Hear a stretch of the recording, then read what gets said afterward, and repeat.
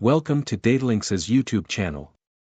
This lesson focuses on constructing translation tables with a simple format, facilitating straightforward value translation during data migration. Different systems may use different conventions, standards, or formats for representing data. Value translation ensures that data can be seamlessly exchanged and understood across different systems. Adding translation tables and mapping them to the lookup and reference codes are easy in Data Exchange. To get started, click on the Translation Tables button. Once you do, the Translation Tables window will pop up. At first glance, you'll notice a search bar where you can search by translation table or description. If you want precise results, you can enable exact match when specifying your search values. Feel free to test it out once you have your list of translation tables. Let's start by adding a new one. Click on the New button to access the Translation Table Maintenance window. In this window, provide the name and description for your translation table. For example, we entered DX culture type as the name and culture type as the description.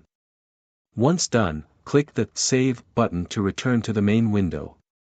Here, you have two options for entering translation items. The first option is manual. In the bottom pane, you'll see a New button.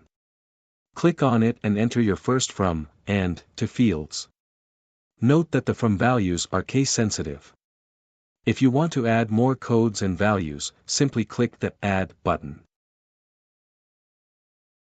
Similarly, you can utilize the Null button if your code or translation value is null. Once you're done, click the Save button.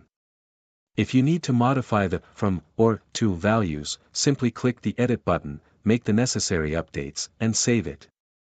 If you want to remove any item, click on it first, then hit the Delete button. A warning window will appear. Click Yes to proceed.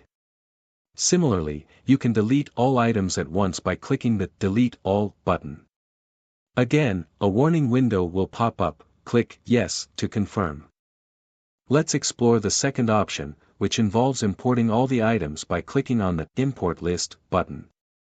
Before proceeding, ensure that you have a CSV file stored in the environment and ready to be pointed to. The CSV file should have a straightforward structure with from and to columns. Now, let's import the list from the corresponding CSV file. Direct it towards the file. You can enable as header and click the Import button to proceed. Once done, you'll notice that the items have been successfully imported, saving a significant amount of time. Similarly, you have the option to export the list. This can be useful if you intend to import it into another environment. Likewise, to save even more time, you can upload all the translation tables at once. For example, if you have a folder containing all the translation table CSV files, you can click the Import button on the Translation Tables pane. When importing, you'll be presented with the option to merge or purge. Merging will bring the same values, or create additional values, based on your files. For instance, if we have DX culture type in the folder and choose the Merge option, the respective translation table will be updated, but a new item could be created if it was added later. On the other hand, purging will purge the table items and re-import. We'll demonstrate the results shortly, but let's start with merging. Simply point it to the folder containing the files and click the Select Folder button. You'll see all the files uploaded at once, forming the list of translation tables. In this case of merging, if the table like DX culture type already exists, it won't be allowed to replicate. Since the values are the same, no additional values will appear here. Next, let's import again, this time using the Purge option. What this will do is clear the existing table items and import fresh ones from the folder. In this instance, we've removed the blank from value in the new DX culture type file, allowing us to observe a difference. Click the OK button to begin importing the tables. Choose the folder containing the new or updated CSV files. In this scenario, we're utilizing an updated DX culture type table, while the others remain unchanged.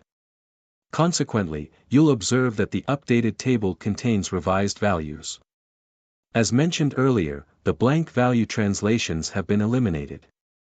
The previous tables were purged, and new ones have been generated. In this demonstration, the tables are identical to those produced with the merge option. However, you have the flexibility to add or remove files from the folder as needed. You can export these tables if they are newly created, updated, or configured here. Exporting is especially handy if you need to create a backup or import them into a different environment. Furthermore, you have the option to edit the translation tables and their descriptions by clicking on the Edit button. Once you've made the necessary changes, simply click the Save button. Finally, if you no longer require a translation table, select it and then click the Delete button. A warning window will appear. Click Yes to finalize the delete. You can learn about applying these translations in Lesson 12. We hope this video was helpful. Thank you for watching.